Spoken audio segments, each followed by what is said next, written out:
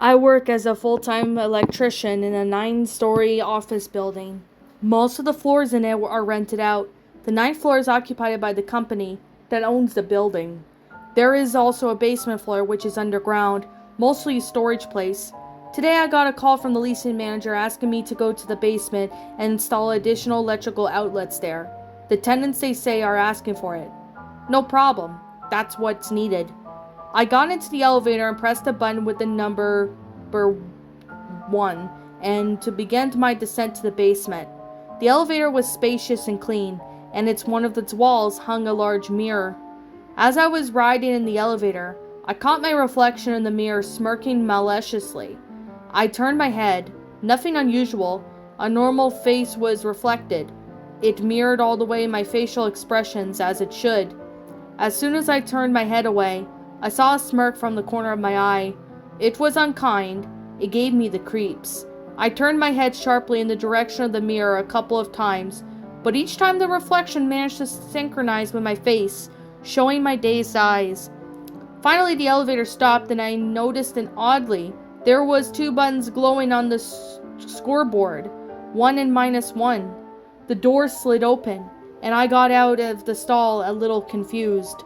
The elevator left at once. I had already taken a few steps, but I stopped as if I had come to the wrong place. This floor was nothing like the basement. Instead, it occupied our 9th floor almost exactly, except for a few details. On our 9th floor, we've had rows of windows on the left side as you get out of the elevator. This one had a blank wall. Also, this copy of our office was old, dusty, and completely deserted. It was like no one had ever been here in years. A pair of dim light fixtures that were burning on the ceiling, and a peeling front desk that was visible in the high light. The corridor led down the darkness. Some of the doors were open, but a spectral silence enveloped the whole entire space. I knew all the floors of our building. We certainly didn't have this one. It looked like a 9th floor, but I went down, not up. Where the hell am I? And then I saw the bulletin board that was hanging by the receptionist desk. On its dusty, black-farmed photograph. Looking closely, I saw that the photo was R.K. Skormovet, our deputy director. But why was the photo in a black frame? I saw him that day and he was alive and well. There was an oppressive, mystical atmosphere about the place that made me want to escape. What if I stay here forever and the elevator never comes? The thought came to my head, and my heart raced with terror. I jumped back up down the old worn button and pushed it as hard as I could. It glowed dimly and the elevator responded with the hum of the electric motor. It seemed to take forever. When at last the elevator doors opened in front of me, I jumped in like I was in heat. The light in the stall literally blinded me after the darkness of that floor. It seemed as if the elevator had come straight from heaven to take me away. While my eyes were getting used to the flight, the elevator brought me to the basement floor on its own and opened the doors. I didn't have to push the button. "Where did you disappear to?" asked the rental manager, who was waiting for me. "I was in the elevator," I mumbled. "Do Takashkent?" he teased me. I shrugged. He and I, seeing confusion, just showed up where to fix the sockets and ran off on his own. I walked around all day, knowing what had happened to me. I chalked up to fatigue. I must have imagined it, I thought to myself, as I went to bed early the next night. The next day, the whole floor was buzzing with terrible news. Last night, R.K. Shomofigi had been killed in a car crash, and that by evening, there was a picture of him mourning frame hanging on the notice board of our office.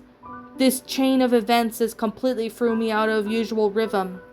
I went to work like a zombie, questions still reverberating in my mind. How could there not be another floor between the ground floor and the basement? The floor slabs are completely dozen centimeters thick. Why exactly was I there? Maybe it was a hallucination? But then, how did I even know the advance about the death of Deputy Chief? I can't tell anyone. They all think I am an idiot. 2 weeks later, I was back at the ground floor. In that morning, the guard from the first floor called and asked me to use the switch. He said that it sparkled and didn't work.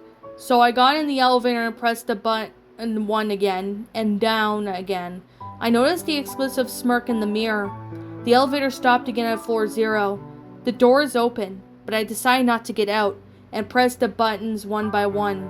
The elevator didn't move. It's like it wanted me to get out and see what was there. I took a step out of the corridor, holding the door with my hand. I really didn't want the elevator to keep me going in this place. This time I saw an abandoned copy of the second floor. Everything was dusty. The walls were shabby in the semi-darkness of the corridors. I saw a stepladder. It was landing right in the middle of the corridor, about 10 centimeters away from me. There was a man lying down on the floor next to it. He wasn't moving, and in the darkness I couldn't recognize him. The elevator tried to close in its doors, so I jumped into its stall. Strangely enough, it moved, as if it was done bidding. After a short ride upwards, it let me out on the first floor. I spent the rest of my day felt like I was a dream, feeling like I was starting to fall out of reality. Maybe I just need to make an appointment with the psychiatrist, I thought. Coming home that evening, all night long I had nightmares of some kind. The next morning I got a call from the tenants on the second floor, asking me to fix the light fixture in the hallway. According to them, it was blinking desperately. Taking a stepladder, I went to the second floor. I recently got a job as an electrician of a 9-story office building. The previous electrician had an accident. He was electrocuted while repairing a light fixture in the second floor hallway. I feel sorry for that guy. I like my job, I have my own little office, and the salary wasn't bad. Everything was fine, except that I think the mirror in the elevators were kinda weird. The reflection in it smirks sometimes. Or maybe it's just me. What's up, my pretties? It's the Lion Queen here. I want to appreciate you all for tuning into this video, and I do appreciate you guys supporting my video by giving this video likes and stuff. If you really enjoyed this video, be sure to leave a like, comment and subscribe if you're new, ring the bell for notifications to when I upload so that way you guys will get updated for whenever I upload. If you want to follow me on Twitter or DeviantArt, feel free to leave a follow on those if you are interested in following me on those socials. If you want to support my backup channel, known as Miss Dark Shigo, feel free to subscribe to it, as a link to that will also be in the About page section. And with that being said, and that being the case, thank you so much for watching, my pretties, and as always, stay pretty.